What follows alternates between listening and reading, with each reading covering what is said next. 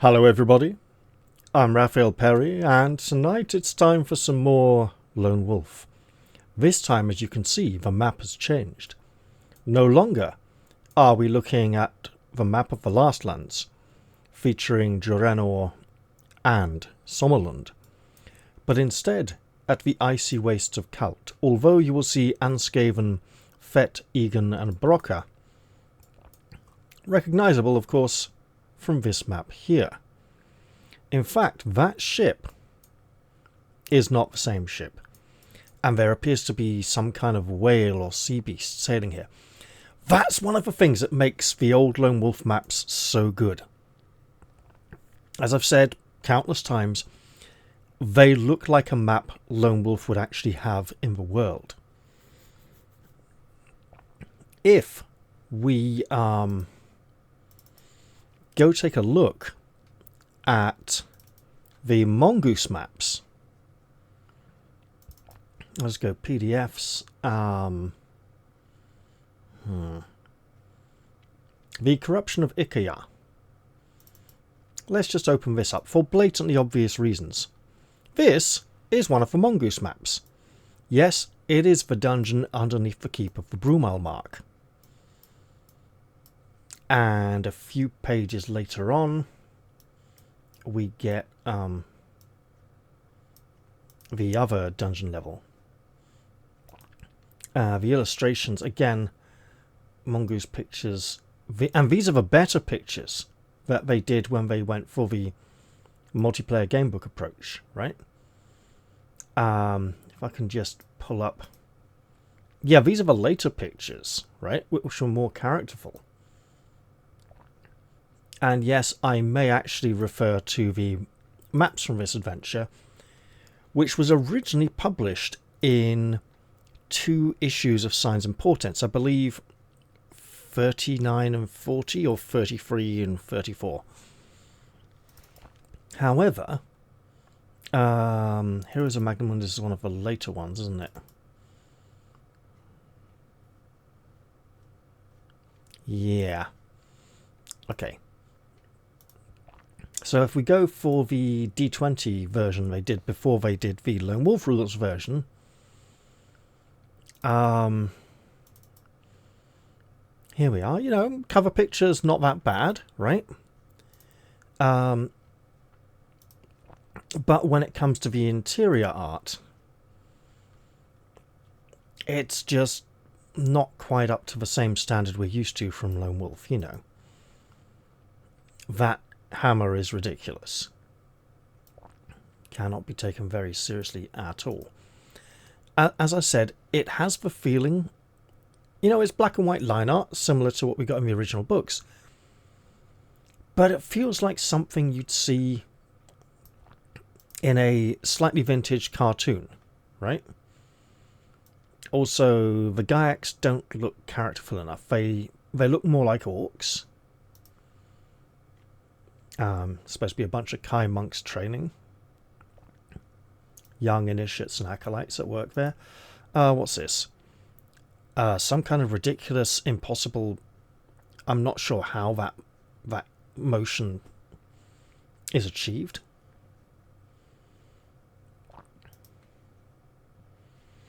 Again, here we're getting this sort of... There's a sort of...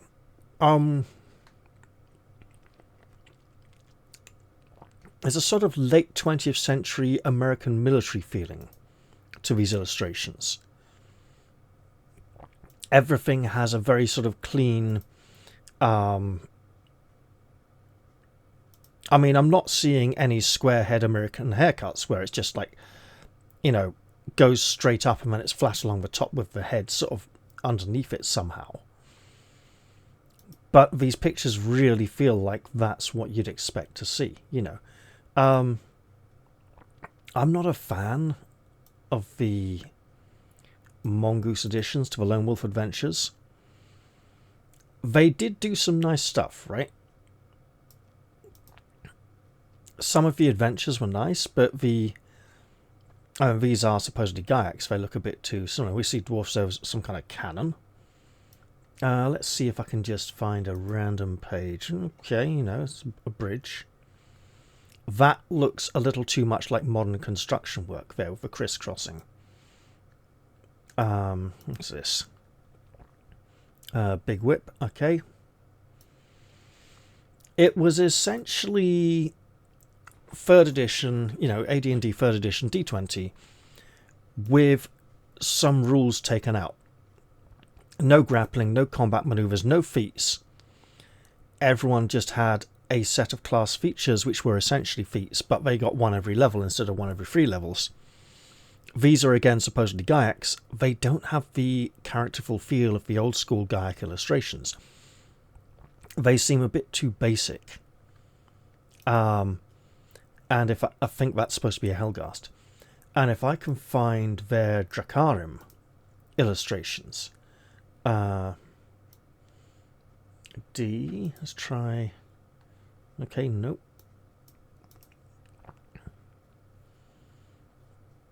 Alright, we're on country names, not bestiary. Where would the Dracarim be? And this is their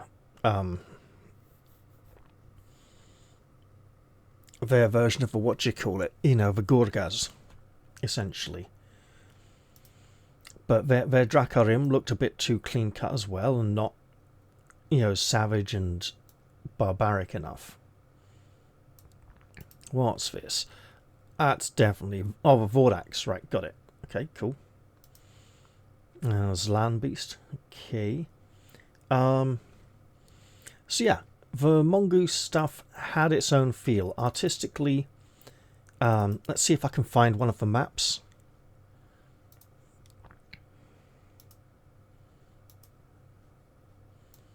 Geography, okay, maybe page 4. I mean, what is this? This is like something you'd expect to see in Paranoia. Big happy smiley face.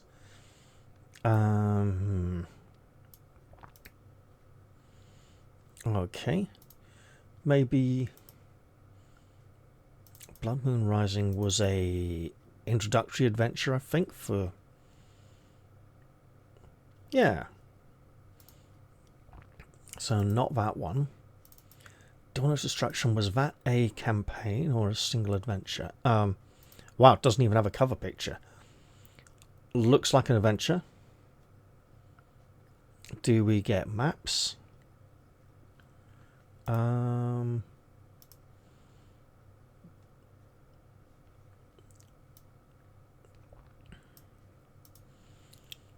We get the same style of artwork. It doesn't quite feel medieval enough to be Magnamund.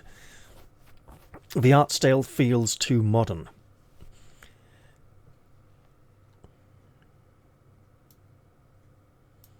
There's a map, right? So these are the kind of maps we'd get. I'm trying to find one of the Mongoose Overland maps, one of the world maps they did, because they were, let's just say, hard to describe politely. That's a good way to describe them. Looks like it's just a splat book. Again, we get,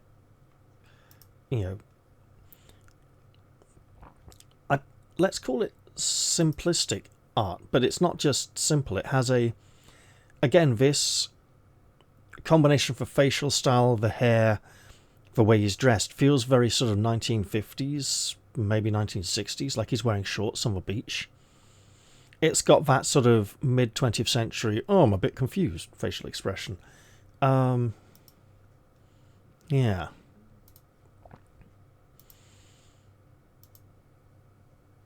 Okay, we may be fortunate enough to not have any of the Lone Wolf D20 maps, which is interesting. You'd think there'd at least be a map in the main core rulebook, right? Ah! Yes. Maps. And these are not the same maps they put in the gamebooks. The gamebook maps were darker and felt more sort of modern, but again, this doesn't have the, it doesn't have little monsters swimming in the sea. It doesn't have little things on the map that are really characterful. and make it feel like a real world. I mean, this kind of feels a bit sort of pastel and washed out. The versions they put in the books were just bad maps. Unlike this magnificent, glorious beauty, where you can see everything very clearly. We've got this beautiful border along the side. We've got illustrations of a couple of specific locations on the map. Cloudmaker Mountain is here, and Ikaya, the ice fortress, up there. And we can see it has these sort of tower-like structures rising from a mountainside.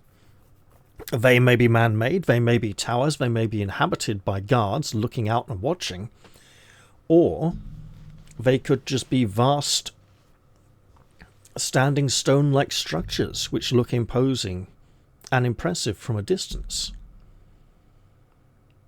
And we won't know until we get much closer. Also, Cloudmaker Mountain looks suspiciously like a shark's fin, and it's probably so tall that many believe it can reach the sky. Now, I do have a bit of a sore throat, and I've sneezed a couple of times recently, and I do need to go out to a meeting on Friday. So, for this session, I will be sucking on a lozenge. Now, I will also say that a viewer has strongly recommended that he would like to see me take a very specific decision at Section 1. There are 2 paths available at Section 1, and as far as I can recall, neither of them explicitly is required for success. And I do have some favourite encounters I recall that I would like to experience again. And I think one of those is in the direction he requested I go, so I might do that. We shall see. For now, though, let's have a nice little recap. In the northern land of Sommerlund, it had been the custom for many centuries to send the children of the warrior lords to the monastery of Kai. There they were taught the skills and disciplines of their noble fathers. You are Lone Wolf, and you are now the last of the warrior lords of Sommerlund. 1 year ago, the ancient enemy of your people, the Darklords of Helgadad, suddenly invaded Sommerlund and completely devastated the Kai monastery. All of the Kai warriors were in attendance for the Feast of Fairmarn, and all except you were massacred. You fought your way to Holmgard, the capital of your country, where the king sent you upon a desperate quest for help. Your mission was fraught with great danger, for Sommerlund had been betrayed by one of its own magicians, Vonatar the traitor. His agents sought to kill you at every opportunity, but your skill and strength defeated their evil aims. You returned to Holmgard at the head of a great fleet, the allies of Jurenor, and destroyed the Darklord army that besieged your capital. I'll have a word about that in a bit. Much of Sommerlund was ruined by the war. The rich farmlands were laid waste, and many towns were razed to the ground. But the Somlending are a tough people, and were undaunted by the enormous task that lay ahead. They set about the rebuilding of war-torn Sommerlund with such determination that now, 1 year later, few of the scars of war remain visible. For the crucial part that you played in the victory, the king has bestowed upon you the rank and title of Freyjarl of Sommerlund, a rare honour for one so young. The ruins of the Kai monastery and much of the surrounding lands are now Freyjarlund, under your protection. I like the way that Sommerlund's naming conventions sound sort of medieval English, Anglo-Saxon, almost as if the Norman conquest hadn't happened.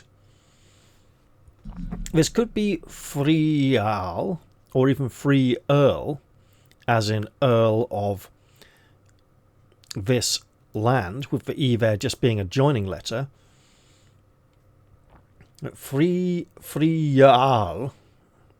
we'd still, the E would then just be a Freyjarlund. Doesn't quite roll off the tongue so well, so you go with what sounds good, right? Work to rebuild the monastery was about to commence when disturbing news from the north promoted the king to summon you to the capital. Many merchants returning from the summer trading expeditions to Kalte told of the fall of the Brumalmark, the leader of the ice barbarians. The description of the hunchbacked magician who has succeeded the fierce Brumalmark fits only one man, Vonotar the traitor. After the defeat of the Darklords, Vonotar escaped to the frozen wastes of Kalte. He made his way to the ice fortress of Ikaya, where, through deception, he tricked the cruel Brumalmark into adopting him as his magician. It was a mistake that was to cost the barbarian leader his fortress and his life. The news that Vonotar still lives spreads like wildfire throughout Sommerlund. Thousands of Somlendings surround the capital and demand that Vonotar be made to pay for his treachery. So great is the outcry that the king is obliged to promise that the evil traitor will be brought back to Holmgard and made to stand trial for his crimes. For you, Lone Wolf, the king's promise is the start of a quest that will pit you against a hated foe deep within the hostile caverns of Kalte. So, this was my introduction to the world of Lone Wolf. This was the first book I ever purchased. I opened the book. I saw the map. Do they have the scroll in the table of contents? It's not the dedication page, is it? No. Or the acknowledgements? No, okay. Table of illustrations, major and minor. No. We don't have the scroll with the knight. And the, it says, the bearer of this scroll, namely, there's a space to write your name, is an initiate in the ranks of the Kai. I think I may have even written my name on that one. I can't remember. I'd have to go dig it out and have a look. Anyway. So, I like the fact that there is not one single mention of the Sommerswerd in this introduction. Because if the Sommerswerd had been written about in this introduction, you would think, oh, I should have that, and be expected to have that for the whole series.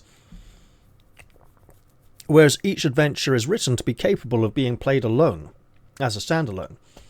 So you have no expectation of bearing an item from what is quite probably the hardest single book in the entire series. Especially if you go over where it was originally printed, where you had to get that silver spear just to stand a chance of making it to the end alive. Now, next up.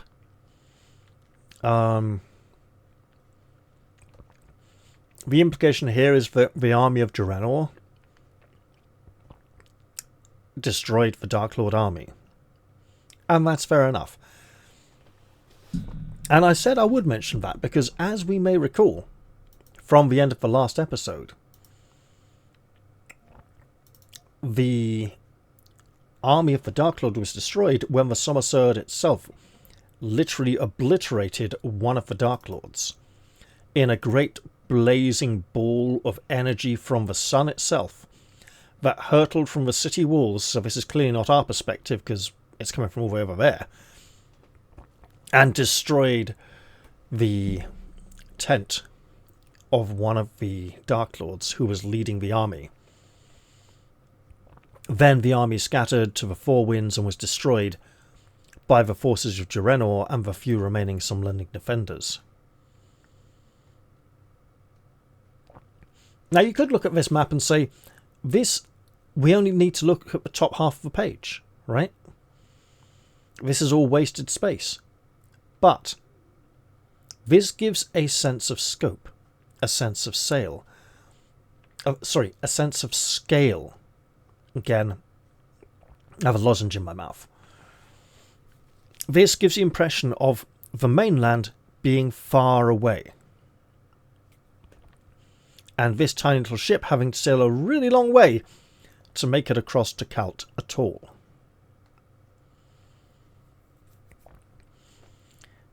Also, we think, oh, big things swim in this water as well. It's very dangerous.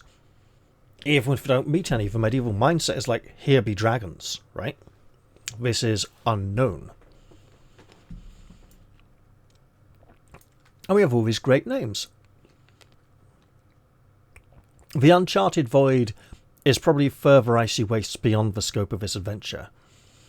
We have the Hrod Range, the Hrod Ice Shelf, Hrod itself, which I think is an island of land in an icy sort of expanse, similar to the Lyuk Ice Shelf. We have the Rock, Siem Island, the Vyad Glacier, and for all of those glacier people out there, nobody says glacier apart from Americans and posh people. And not all posh people, I must add. The Vyad Mountains, because they're next to the Vyad Glacier. I mean, no one calls a glacier mint a glacier mint. We have the Midjavik Mountains, which is probably Miavik Mountains, to go with the Lyuk Ice Shelf. We have Lyuk here itself, the L a little hard to see against the mountains, but I assure you it was always pretty visible in the map. I mean, this was basically grey in the Mongoose version.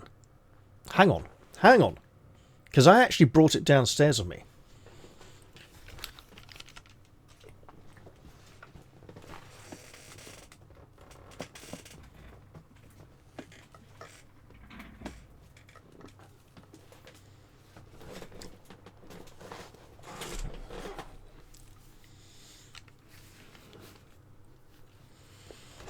I'm not going to take a photograph or anything.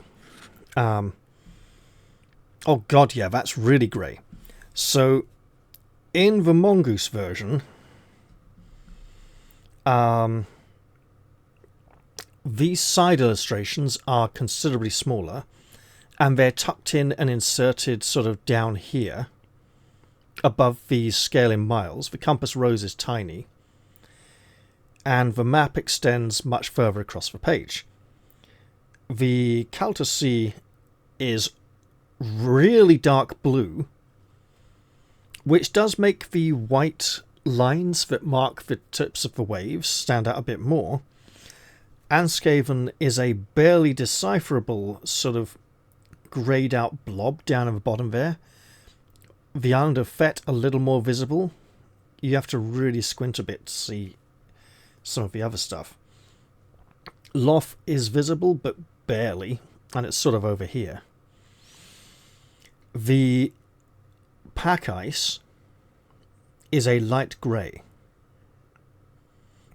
The Lyuk Ice Shelf has lost this sort of greeny bluish coloration and is instead much more blue.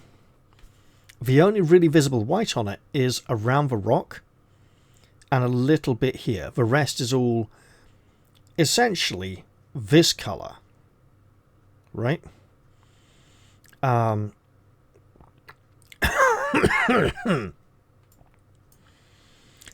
all of the snow and ice up here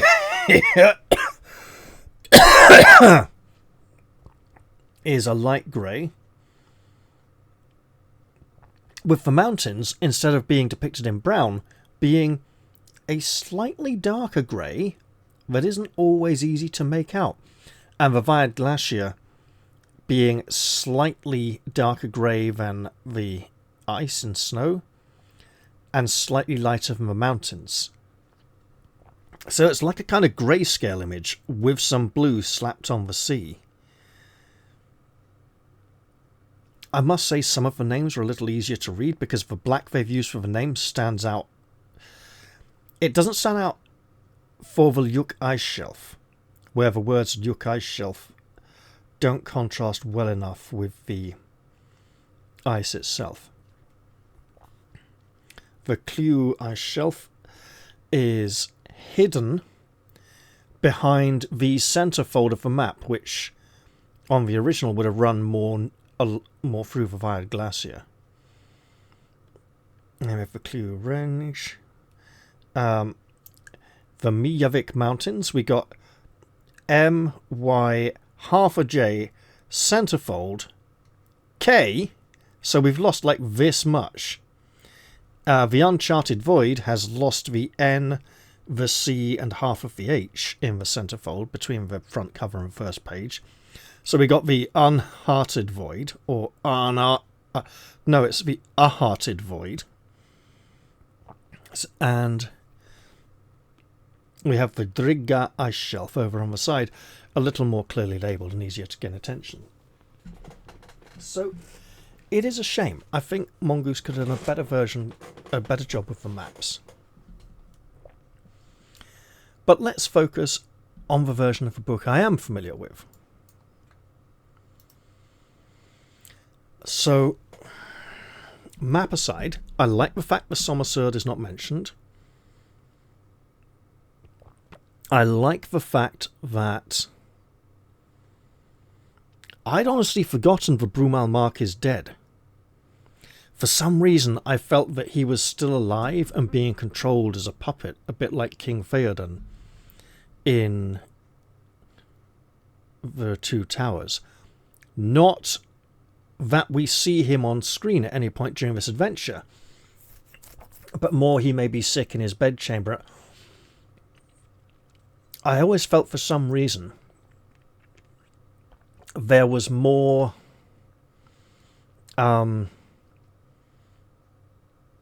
it was more ambiguous as to whether he was actually still alive or not, but here it seems to clearly state him to be dead. Another thing I will say, the novel contradicts with this introduction. Here, it's been a year since Vonatar fled from the battle on the water. In the novel, it has been some time, but in the novel, Vonatar hasn't been in Kalte for many months. He has only just arrived. And one lone wolf is making his preparations in Sommerlund, preparing to sail across to Lyuk.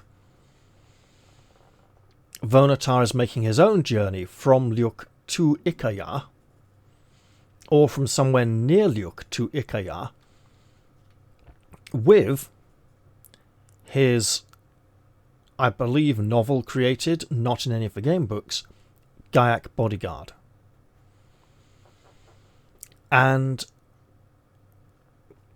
the journey that Vonatar and the Gaiac make across Kalte is quite entertaining. They converse with each other. I think the Gaiac complains about the cold, asks, what are we doing here? What's going on? And Vonatar doesn't necessarily fully explain his plans to the Gaiac, but he does explain enough for a reader who had not read the novels covering the first two books of the series to pick up on what's going on and have a better understanding. The Gaiac feels a bit like a comedy sidekick, a little bit like Gollum asking for the ring as he escorts Sam and Frodo to Mordor. And there's points in Ikaya. We don't get so much of a description of what Vonatar gets up to in Ikaya, but we get like 3 chapters of Vonatar and his Gaiac companion travelling through Kalte, interspersed with, oh god, what's her name, Quinnifer and Barnadon, finding Lone Wolf and saying, mate, you're a fucking psychopath. You've been running around in the wilderness killing everything that comes near you like some insane feral creature. Can we persuade you to, become a little bit more civilized? And then when they get him to calm down, they're like, hey, look, man, we've found where Vonatar's gone and he's up to no good. Because apparently Quinnifer, who's so magical and knows everything and can do everything, didn't instantly know where he'd gone. Because she's not bothered with trying to do everything. She's just lazy or something. I don't know. She's a massive Mary Sue character. Anyway, it does seem the author of the novels liked his own characters that he'd created more than the characters of the world. And that's fair enough, because he created them, right? They're very dear to him. I wouldn't say the novel works exactly like a walkthrough of the book, but it comes a bit close at times. And that's okay. So, at the beginning, we are going to be presented with a choice from Luke of heading across the Luke ice shelf and up the Viad Glacier to get to Ikaya, which is apparently somehow quicker, or the longer route of heading up the Hrod Basin and through Storm Giant Pass to Ikaya, between the Hrod Range and the Viad Mountains. This is supposedly quicker, probably because it's much quicker to traverse the Luke ice shelf. But we'll get to that. Right? We will get to that. I think I recall some encounters on the Luke ice shelf, the Viad Glacier, and in the ice and snow of the Hrod Basin. And I think the one I remember and enjoy memories of the most takes place on snow, not on the ice or on the glacier. So I'd presume it's in the Hrod Basin, and I'm likely to head in that direction, but we shall see. Also, longer but safer. And Vonatar isn't going anywhere. The ice fortress of Ikaya isn't going anywhere. You know, it's staying there. The danger is that Vonatar could stir up the barbarians of Kalte to war and use them against Sommerlund.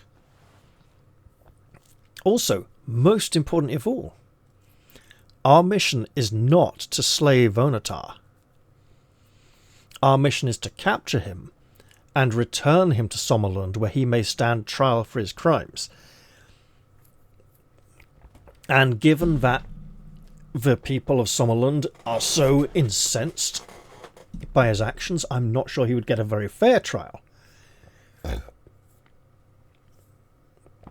I'm not saying it would be a show trial, but the king would at least try to... I mean, I don't think he could get a not guilty verdict, but, you know, use the legal system to adjudicate exactly what punishment is fitting, rather than just handing it out willy-nilly.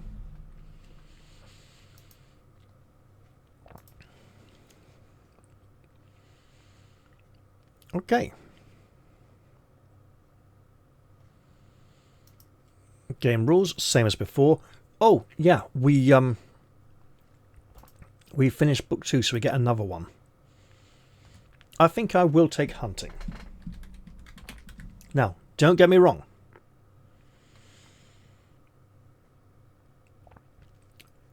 Bizarrely, while there was a place in the Badlands in book 2 where we could not hunt for food, I think we can hunt anywhere in book 3, disturbingly.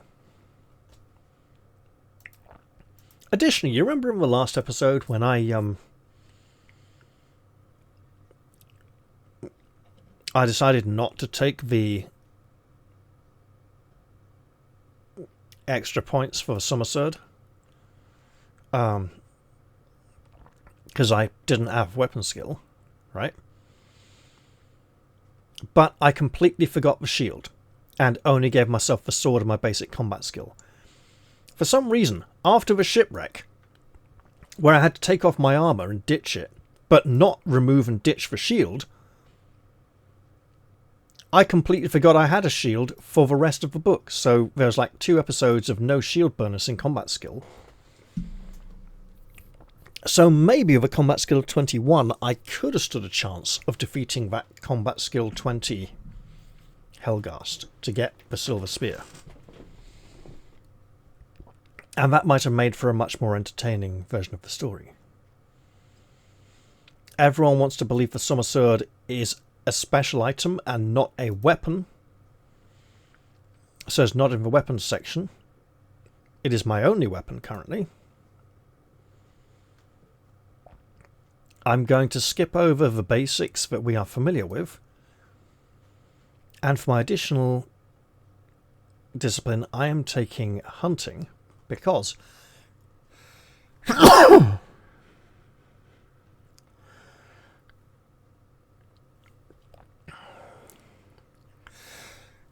Oh dear. You are aware that most of Kalte is an icy desert and that opportunities for successful hunting will not arise, but this skill is still very useful, for it enables a Kylord to move with great speed and dexterity, and presumably to know similar abilities that they might have if we had the ability of tracking, for example, or camouflage.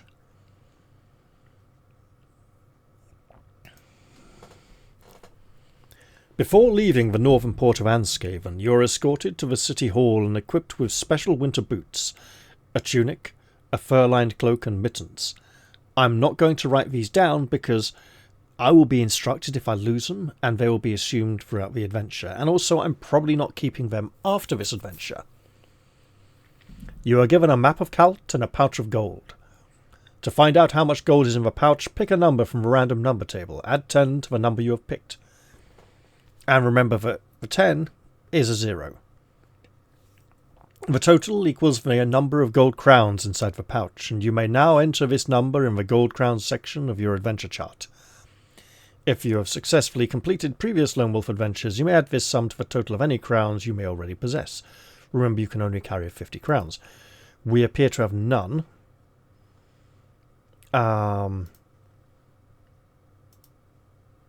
Backup sheet from book 2. Yeah, none. Must have spent them all or something. And I'm making a note of the shield because I completely forgot it.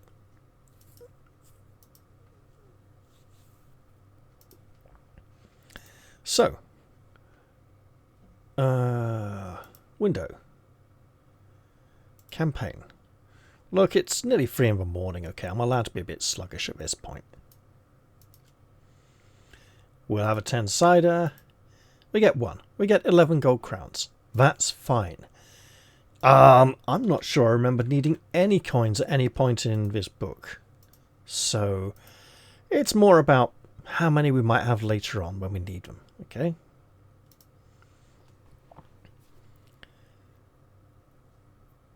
Before you set sail, you are given the choice of the following items, in addition to those you already possess, but remember you may only carry 2 weapons.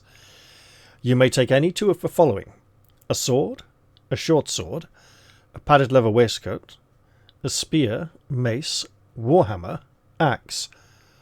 Lots of nice weapons if we had picked weapon skill. There's a 1, 2, 3, 4, 5, 6, 7, 8. Okay, yeah, if we'd picked weapon skill, I think all the options are covered. No dagger. No spear. So sword, axe, quarterstaff, broadsword, warhammer, short sword, mace.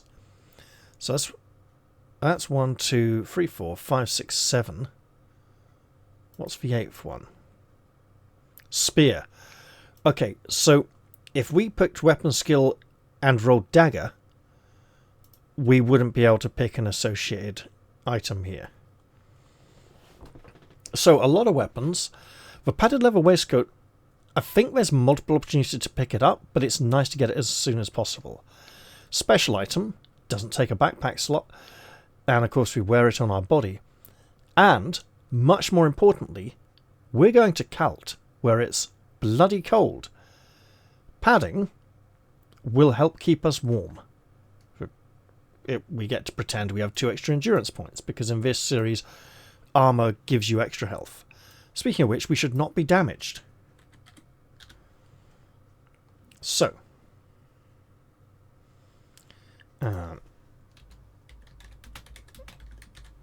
map of Kalte, and we will have the padded leather waistcoat, plus 2 endurance points. There we go. And for our second item, we could take a potion of Lormspur, which restores 4 endurance points. We have a potent potion of Lormspur, which will restore 5 endurance already. And alternatively, we could take special rations, which counts as 1 meal. Since we cannot take many with us, I will go for the special rations.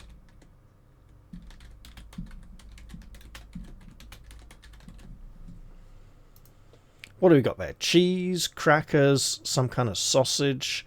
What are these? Like little cakes? Actually, that looks like a Yorkshire pudding. Possibly 2 of them. And these little round things, they could be nuts or little biscuits of some kind. Little wafer crackers or something. But yeah, okay. It's wrapped up in a nice bit of cloth. Sure, we'll go with that. Special rations are a backpack item. Okay. We got how to carry your equipment. How much can you carry? How to use your equipment. Useful stuff. You know, feeds the imagination of a young reader. Excellent stuff. Food. As Kalte is an icy desert, you'll be unable to use the Kai discipline of hunting to obtain a meal. So it's written here rather than later on. But we're still taking the skill as it will be useful, it will have other uses, and it will stand us in good stead in future books.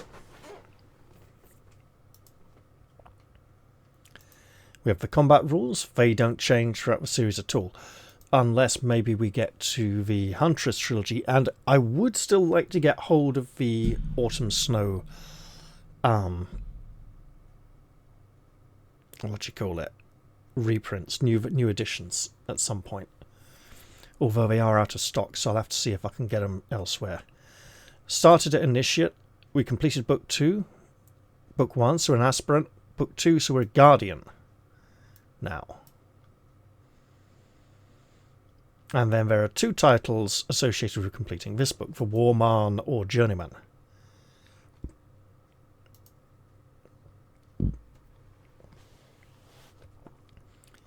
Your mission will be fraught with great danger, for Kalte is a bleak and hostile land and your foe is a master of cunning. Use the map to help you plot your course to the ice fortress of Ekaya.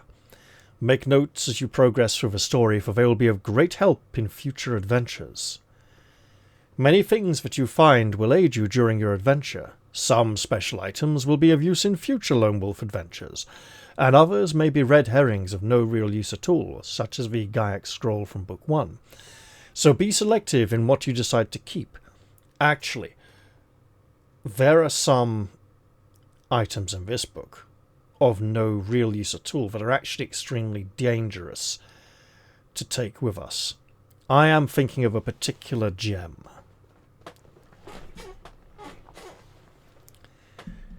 There are many routes to the ice fortress of Ekaya, but only one will enable you to capture Vonatar and return to Sommerlund with a minimum of danger. A wise choice of Kai disciplines and a great deal of courage should enable any player to complete the mission, no matter how weak his initial combat skill or endurance points score. Successful completion of previous Lone Wolf adventures is not essential for the success of this quest, although it certainly will help. The betrayal of your country can be avenged by bringing the traitor to justice. Good luck. And we are about to turn to section 1.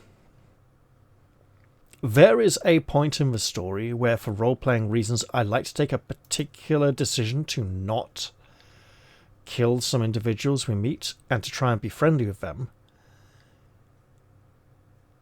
which can lead to me requiring to fight a Kalkoff to continue. The Kalkoff is the bane of any playthrough of this book, and there are, something like 4 or maybe 5 of them, I think, in the entire adventure, potentially. Although some of those are meeting the same Kalkoffs at different locations. The Kalkoff is a low-skill opponent with a very high endurance, to the point where, due to the Sommerswerd, we're going to be rolling the plus 11 or higher column, which means we will kill the opponent on an 8, 9 or 10. However, if the Kalkoff inflicts a single point of damage on you, you die. Meaning if we roll a 6 or less, we are dead. So we would have a 60% chance of death, and we would need to win at least 2 combat rolls. So that is, what's 40% of 40%? It's a very low number. Very dangerous. So I may need to take the cruel choice and murder innocent NPCs. We'll have to see how I feel at the time. And, oh, yeah, before continuing, I will cover one other thing. This adventure breaks down into 3 portions. There is the journey from Lyuk towards Ikaya. That is the first one, where we get to go over the ice and snow and have all manner of fun encounters. The second portion involves travelling through the caverns and tunnels underneath Kalte towards the ice fortress. And the third portion is the ice fortress itself, for which we have maps from the Mongoose Adventure, which I may refer to when we get to that section, because they are reasonably accurate maps, although the contents of the Mongoose Adventure are different because it takes place at a different point in the timeline. I can't remember if it's later or earlier, but essentially some kind of imposter is attempting to influence the Brumal mark, either a new Brumal mark or the old one, and he's whispering worm-like in his ear, but also using magic to impersonate him and give orders and commands, and the heroes go in to try and resolve the situation. And they also have an adventure across the ice and snow to Ikaya, which is very similar to the one Lone Wolf has, but also with significant differences. I should refresh my memory of that adventure and look over it at some point. It could be fun. Right. Even before you accepted the task of bringing Vonotar to justice, preparations were being made for your voyage to Kalte. The captain of the Somlending warship Cardinal, having returned from a long Kalte sea patrol, was ordered to await your arrival at Anskeven. During the night, food, ice equipment, and canoe dog teams were taken on board. The mission was highly secret. Only senior members of the crew were told the true nature of the voyage that lay ahead. The plan is to set you ashore at Halle Bluff. Drop anchor and await your return. An elite team of trusted guides will lead you from the bluff to Ikaya. Once inside the ice fortress, you are to hunt down and capture Vonotar, then return with your guides to the ship. Your mission must be accomplished within 30 days at most, for winter is closing in, and no ship can withstand the grip of the Kalte ice pack. If you do not return in time, the captain will be forced to set sail without you, or his ship will be crushed by the ice as it grows thicker and more sturdy. For 6 days, the Cardinal sails across the... not Cardinal, but Cardinal, with an O. For 6 days, the Cardinal sails across the stormy Kalte Sea without running into a storm. But every day the temperature steadily drops until a layer of ice covers the decks. On the morning of the 7th day, the snow-capped island of Tolla is sighted on the horizon. Soon after, a light wind rises from the east. Tolla is here. And I will give this to the Mongoose map. It's got like 3 or 4 ships in the sea instead of just one. The one ship going in the direction of our voyage does feel much more important. The smaller ships give the impression of it being a vast sea and on a much grander scale.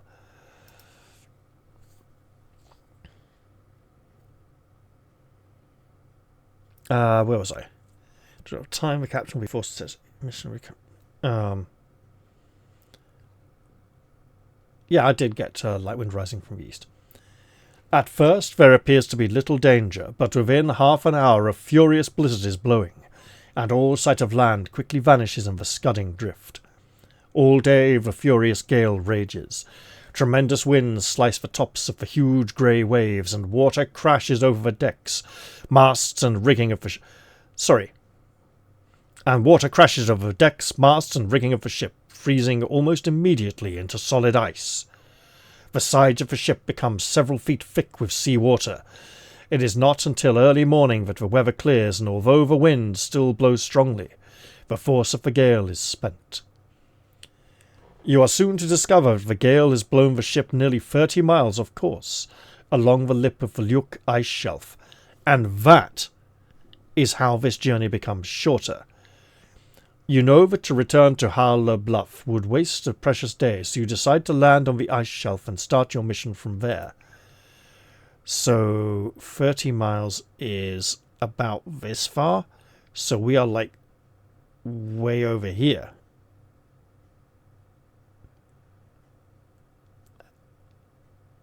But that's where we were supposed to go. So if we're out, of course, are we on the Clue ice shelf? Or the Luke? Oh, if we've been... if we've gone past Toller and we're heading for Harle Bluff, we're actually like here on the Luke ice shelf. We're not coming from Luke, we're like out here, let's say. So that is a much more direct route, rather than going all the way over here towards the Hrod Basin.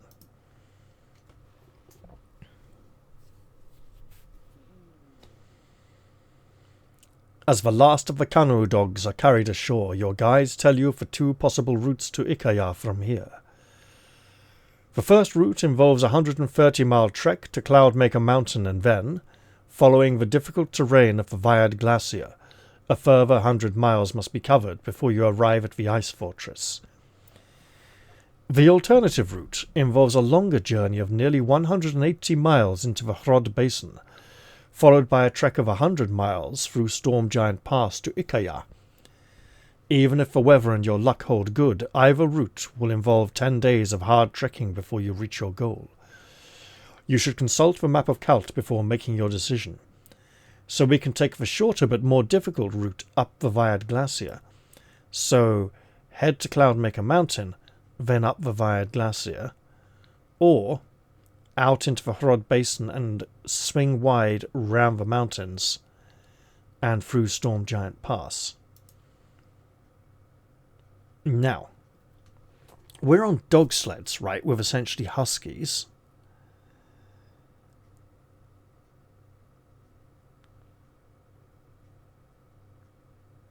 Uh, 10 each way, 7 to get here, and 7 back. So 34 out of our 60 days. We have plenty of time to take the long way round. And of all the items I remember that are crucial to the adventure, success, they're either all inside the fortress itself or in the caverns and tunnels underground. I don't explicitly remember there being anything out here in the wilderness that was vital to success. There are things out in the wilderness that are vital to survival, but not success. We got like a snaily dog's head here with an eye and a big nose, or like a sort of hand doing a thumbs up with sort of fingers out there. Yeah, we got things like that we can see if we want to, using our imagination. But this is a true wilderness survival adventure. And I will say, Joe's done a really good job of writing this. From what I remember, the descriptions of the journey are vivid, they're evocative, and they really, they don't just give the impression that Mr. Diva had probably had some experience of Arctic or Antarctic terrain, but they really give the feeling of a, progress of time, geographical progress as you travel across the land, the sounds, the sights. It's brilliant. Now, a viewer said that he really hoped I take the longer route through Hrod Basin and Storm Giant Pass. And of the many encounters I remember, one that I would really like to have and not avoid, I think occurs on the snow out here and not on the glacier. So I'm not doing this because someone said it, I'm doing it because I think this goes the way I want to go. And hey, if I fail, get killed by a Kalkoff or something, I can always replay the book and try the other way.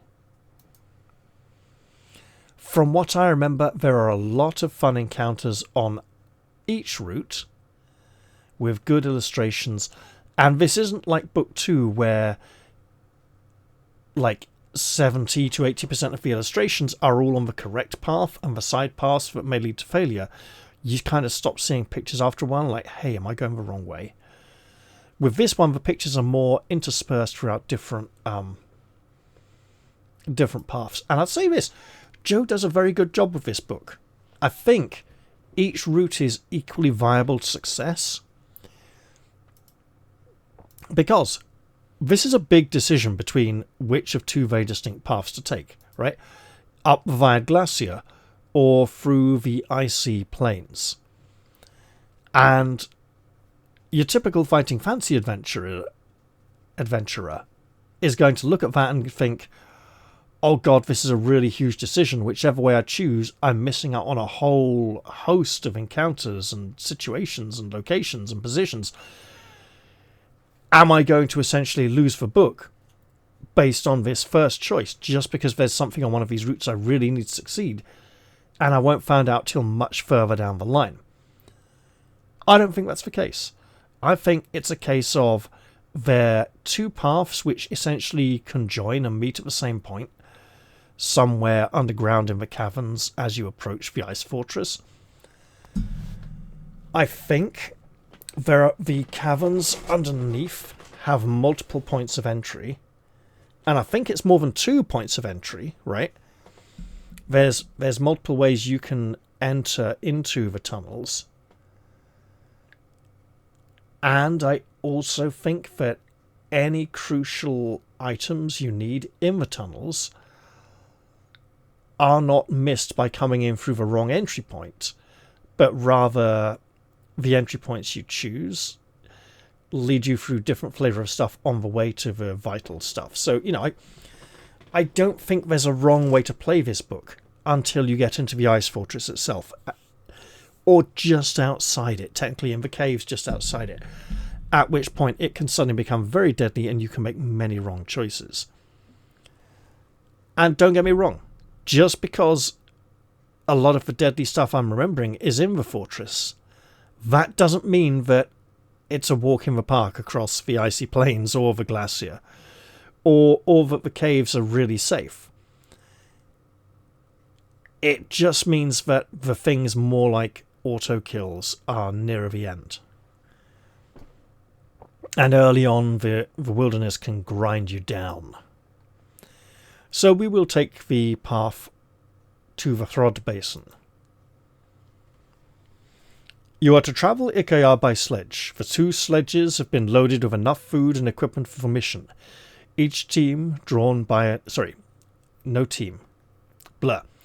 2 sledges have been loaded with enough food and equipment for the mission, each drawn by a team of 6 canoe dogs. This sturdy breed is native to Kalte and they make ideal sled dogs. Their thick tawny coats and powerful chests, as well as their renewed vigour and enthusiasm, make them well suited to the harsh work ahead. I am blatantly thinking of these as huskies, but also I should maybe be thinking of those Russian ovcharka, the Russian bear dogs that fight bears. One moment. So the ovcharka is like... Let's be honest, I'm not sure this woman is sitting beside it. I think she's a little bit further back. But these things are huge, right? I mean, look at it.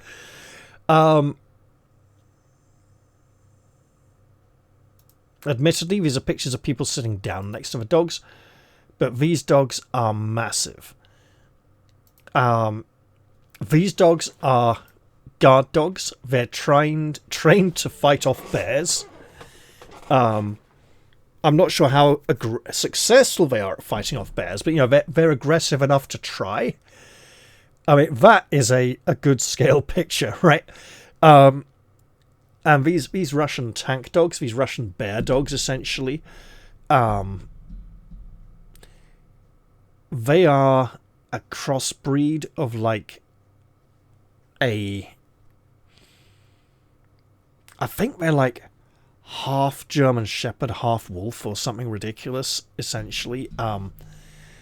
Their natural instinct is to attack humans, and they have to be trained to not attack humans on sight. That's how dangerous these dogs are. They are absolutely mental huge things. And I've never met one myself, but, oh yeah, wolf killer, absolutely, right? Never met one myself, but big, dangerous dogs. Very big, very strong. They look a bit like lions, you know. Anyway, we'll close that and get back to the adventure. So maybe they're a bit like... And yes, the alternative name for them is Caucasian Shepherd Dog. As Google will constantly try to tell us when we go looking for Ovcharka. But hey, I think they're much more like Huskies, and that's what I originally thought of when I read this book. When I was about 9 or 10, maybe 11 years old. I'm thinking 10 or 11, maybe not 9. 9 might have been a bit early, but hang on. Anyway. Your three guides, Irion, Fëanor, and Dice, are all experienced trappers. They are skilled at survival in this icy desert and have experienced its many unseen dangers. Once the dogs are in harness, you and Irion climb aboard your sledge and signal to the others to lead the way, so Fëanor and Dice are in the front sledge. Staring across the frozen expanse of the Luke ice shelf, you see the white glare of the Hrod basin edge. "Ice blink, they call it," says Irion, his eyes glinting from deep inside the hood of his fur jacket. "It's the reflection of the ice shelf. It looks no more than 4 miles away at most, but it's nearer 40 than 4. The air of Kalte can be very deceptive. The weather is bright and windless, and you make excellent progress on the first day. As darkness sets in, you decide to set up camp for the night. The sledges are drawn together and the tent is erected in the salient away from the wind. We do have the Kai discipline of Sixth Sense. In fact, it is the first one we selected. You get an uneasy feeling that someone or something is watching you. You leave the tent and peer into the night for some sign of life, but the snow and the darkness hide everything. Reluctantly, you return to your tent and go to sleep with one hand by your weapon in case of a surprise attack. When you awake, you sense that something has changed. It takes nearly a minute to realize that the incessant howling of the night winds has ceased. "It's a beautiful morning. It's a beautiful morning," says Irion cheerfully, his head appearing through the tent flap. You quickly climb out of your sleeping furs and stare out over the icy landscape. The Kalte air is fresh and clear. You see a strong mirage in the distance that seems to throw the land up much higher than it could possibly be. "We should make it to the rock by nightfall," says Fëanor as he busily pulls a reluctant canoe dog into its harness. "Best to make camp there tonight. The shelter is good, it is far from the sea. A blizzard can whip across the shelf from nowhere in a few minutes. I've known trappers to be blown for miles if they're careless or unlucky enough to be caught out on the shelf with no cover." That day the canoe dogs pull strong and true, for the going is smooth across the ice shelf. By nightfall you reach the rock, a splinter of granite that is thrust through the ice shelf. Its curious shape reminds you of the King's Citadel in Holmgard. You make camp to the leeward side of the rock to avoid the worst of the night winds and roll a random number. Kind of a 50-50, we'll just take what we get. A 9. So be it. The next day is bitterly cold. A strong wind from the west blows relentlessly as you steer your sledge towards the Hrod basin. The snow clogs your eyes and your lips crack and bleed, but by midday you reach the edge of the basin. Irion and Dice's sledge arrives at the ice wall first, and they eagerly encourage you onwards. Without any warning, a great crack appears between the two sledges, opening with a tremendous roar until you are faced with a huge dark crevasse. Frantically you pull on the reins, but it is too late to prevent your canoe dog team from disappearing into the void.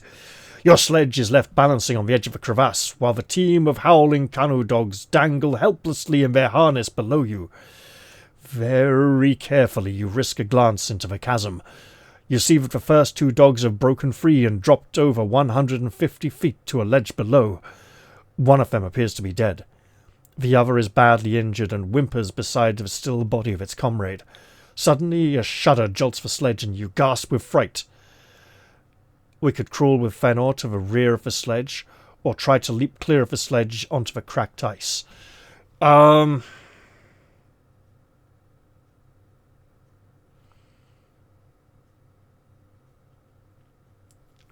We do have the skill of hunting, so leaping clear may be easier for us. Crawling to the back of the sledge feels... Look, he's an experienced trapper. We should probably do it, but the sledge is moving. I say we leap clear. The crevasse is opening wider and wider. You see Fëanor jump clear and land safely at the edge of the chasm. You too are about to jump when you discover, to your horror, that your left foot is caught in the sledge ropes. If you possess the Sommerswerd, I don't need to look at any of the other options. You unsheath the golden sword and sever the ropes with one blow. Your foot is free and you leap from the sledge barely seconds before it disappears into the crevasse. Quickly, Fëanor runs to your side and pulls you away from the crumbling edge. You have lost your canoe dogs, your sledge and provisions, but not your life. You both jump the widening gap and join the others. Despite the loss of equipment, your guides agree to continue.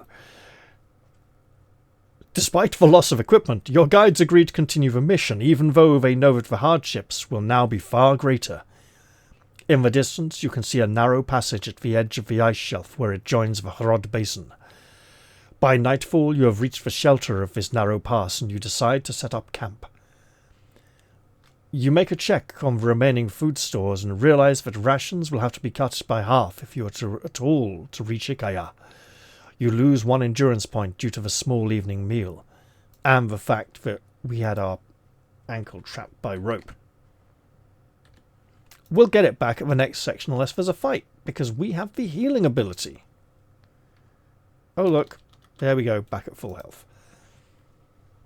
So we are now around here. We've made it to the basin, somewhere between the rock and Luke. And we've lost a sledge already. The next morning arrives, bright and windless.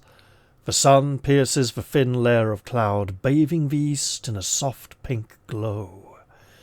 This beautiful vision reminds you that your Kai masters once told you that the light of Kalte is unlike anywhere else in Magnamund. With tent and equipment packed, you leave the pass and venture out onto the Hrod Basin. 100 miles of open ice now lie between you and Storm Giant Pass. At first, the journey is easy. The basin has been worn smooth by the wind, and no crevasses lurk unseen beneath the hard, dense snow. But at dawn on the 3rd day, events take a turn for the worse. You are awoken from a deep sleep by Dice shaking your shoulder. He is frightened. "What's wrong?" you ask, still bleary-eyed and sleepy. "Ice barbarians, on the horizon. 20, maybe more. 5 wind sledges and a warrior escort. I think they've seen us." In an instant, you have all climbed out of your sleeping furs and begun to pack away the tent. Dice is correct. They are ice barbarians, and they are heading towards you from the west. "If they catch us, we're as good as dead," says Fëanor. Fëanor was... We were with Irian, right? "If they catch us, we're as good as dead," says Fëanor as he ties the last of the equipment to the sledge. The ice barbarians of Kalte are a fierce and warlike race of nomads. For thousands of years they have travelled this icy wasteland, trapping furs and herding mammoths. Their only contact with the rest of Magnamund is through the trading post of Luke. In summer, when the coast around Luke is free from ice, they journey there to trade their furs for weapons and tools, for there is no iron or wood in Kalte. They hate all except their own kind, and kill anyone they find who dares to trespass in their icy domain. You soon hear their war cries less than 3 miles distant, and for the first time since you landed you pray for a blizzard to hide your escape. You have covered less than a mile when the first of the Ice Barbarian scouts appear on the north on skis. At first there are only 2 of the fearsome warriors, but they are soon joined by 3 others. They are large, muscular, and bedecked with furs. Some of them wear bone armour. Despite their size, they glide across the snow with an almost feline grace and speed. Each of them has a pole attached to his back from which a small flag flutters. Suddenly, a bone-tipped arrow whistles past your knee and embeds itself in the sledge. An Ice Barbarian scout skis past to your right. He is less than 10 yards away, and you can clearly see his slanted eyes and sharp cheekbones. You suddenly realise that what you had mistaken for muscle and fur is in fact an Ice Barbarian child. Each scout is carrying a large backpack containing a small child. These children are armed with small bone bows, and they fire a constant stream of arrows as their fathers ski nearer and nearer, and this is a great picture. We are absolutely going to be using that in the video thumbnail. I'll tell you right now. We've got the possible hint of a moustache, the tattoos or war paint, the bone ski poles, the harness to help hold the child in place. My father used to carry me around on his back when I was a baby, and my brother and sister as well, I believe. He had like a sort of back papoose thing he carried us around in, rather than a papoose goes on the back and the front. Was it on the front? I can't remember now. We've got some old family photos somewhere. Anyway, this is great stuff. It's truly evocative. And yeah, they do look like Eskimos, and that's totally fine, right? They're in a bloody cold place. The thing to remember about Magnamund is it is Magna, as in magnificent, large, glorious. Mund, as in the Mappa Mundi. It's Mund, as in world. Our world, Earth. It's like a fantastical version of our own planet. And it's great. Suddenly Irion falls, an arrow buried in his back. Dice runs to his aid, but is shot down before he has taken a dozen steps. Fëanor is hit. An arrow passes straight through his throat. He bravely staggers on for nearly a minute before collapsing in the snow. You're on your own. An Ice Barbarian scout skis past your left and returns towards you head on. He has a spear under one arm, which is levelled at your chest. We can fight him or try to escape. I say, we fight.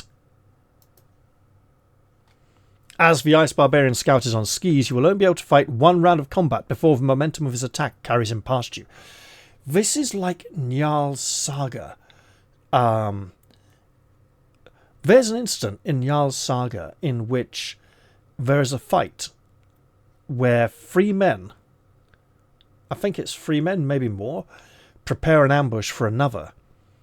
And they're on the other side of a small stream. He runs downhill, leaps across the stream and skis past, essentially, on his feet, slides past on the snow, and slices open the head of one of the warriors who hasn't yet put his helmet on, because he was just putting his helmet on when the fight started.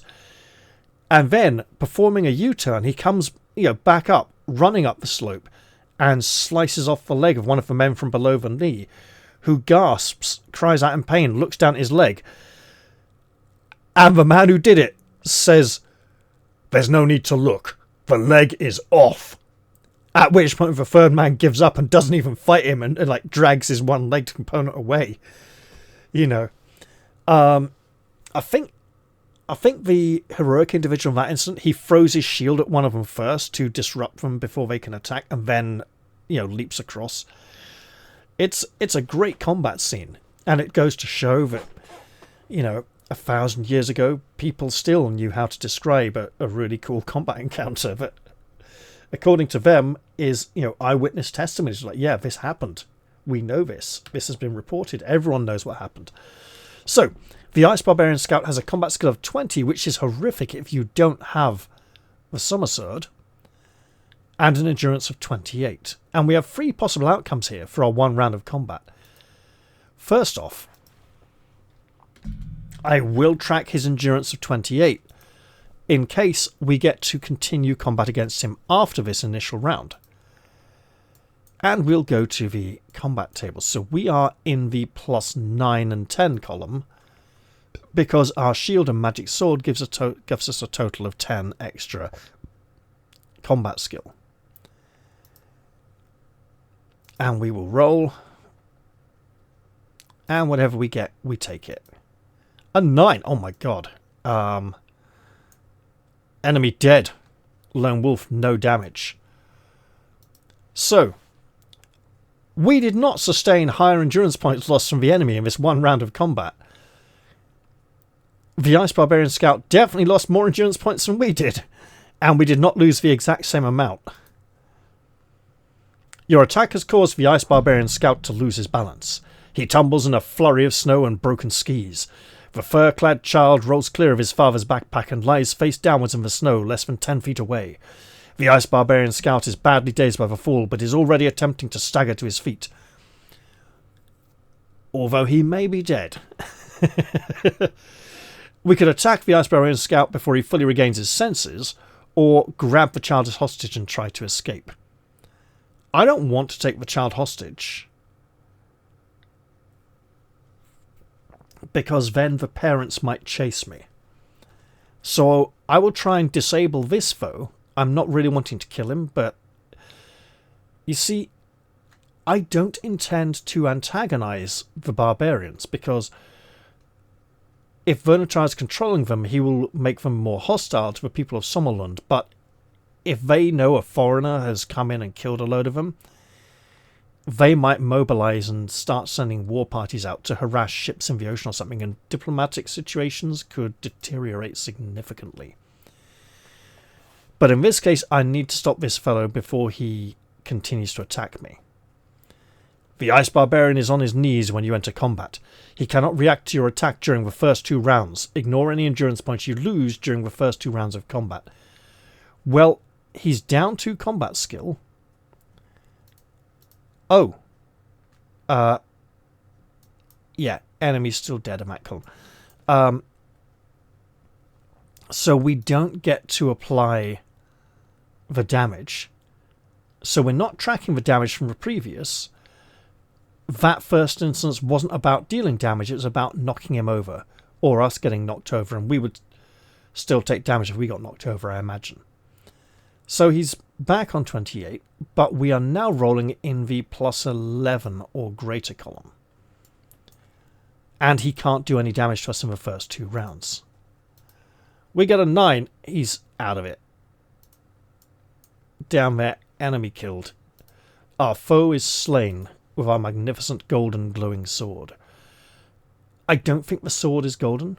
I think the sword hilt is golden. The blade is like silvery steel coloured, but that it glows gold when it has enough sunlight power in it, or in the presence of great evil. And the rest of the time it doesn't glow that much.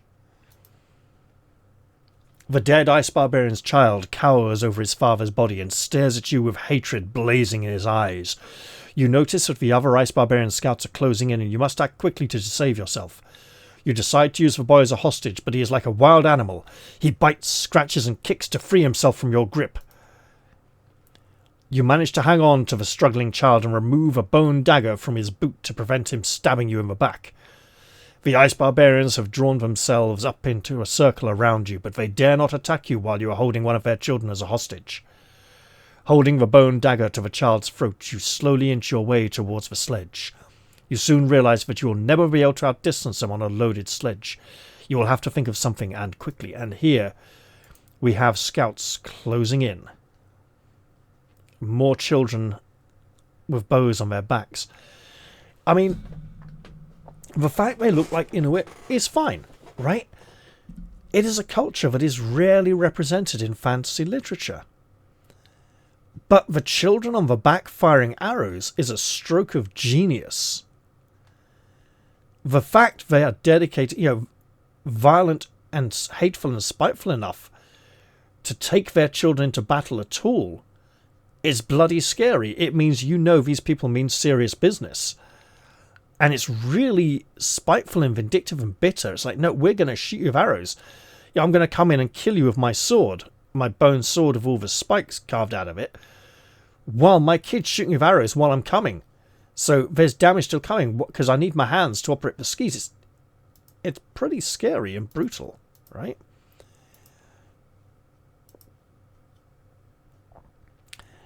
We can cut the equipment loose from the sledge, free the Ice Barbarian child and escape on the unloaded sledge, or cut the equipment but keep the boy with you as a hostage during your escape. Right. I don't want to keep the boy as a hostage long term, right? I suspect we don't even speak the same language at all. Oh no, I've got camouflage, so I might know some of their language. Keeping the child with me during the escape helps get me out of the circle, right?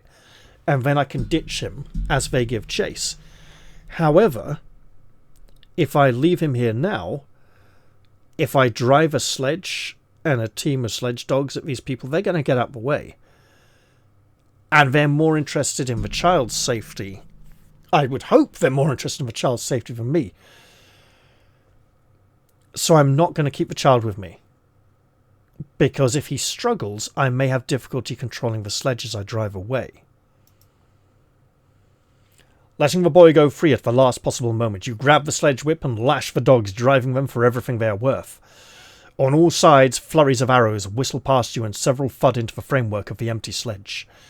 A couple of the Ice Barbarian scouts give chase, but your dog team is now much faster and you soon outdistance even their arrows, although we are drastically running out of supplies and provisions.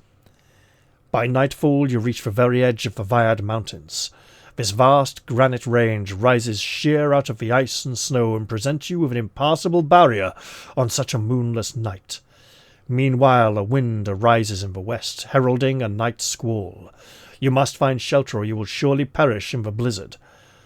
If you have the Kai discipline of tracking or sixth sense, you may even be fortunate enough to have both.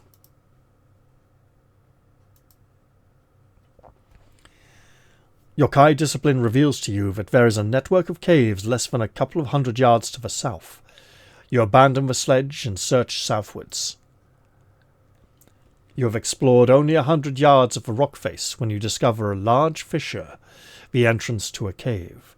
In your eagerness to escape from the bitter wind, you quickly enter, and in the darkness fail to notice the crevasse that divides this cave in two. In a tumble of ice and stone, you fall headfirst into the dark. Oh no! You fall over 30 feet and land flat on your back in a snow-filled crevasse, hopefully lessening the impact of the fall. You are surrounded by sharp stalagmites and jagged ice, but you have miraculously escaped death and injury. Shaken but thankful to be alive, you stagger to your feet and grasp a crystal stalagmite for support. You slowly become aware that you can see your hands quite clearly. A faint light is seeping from a fissure to your left. With curiosity getting the better of your natural caution, you stagger across the crevice floor and explore this mysterious cave. Oh, man. You know what? I feel I should explore that cave in the next episode. It feels like a good point to pause just here. I hope you've all enjoyed this episode, and I'll certainly look forward to seeing you all in the Caverns of Kalte next time, because we are now deep below ground. Try not to get too cold out there. I'll see you all next time.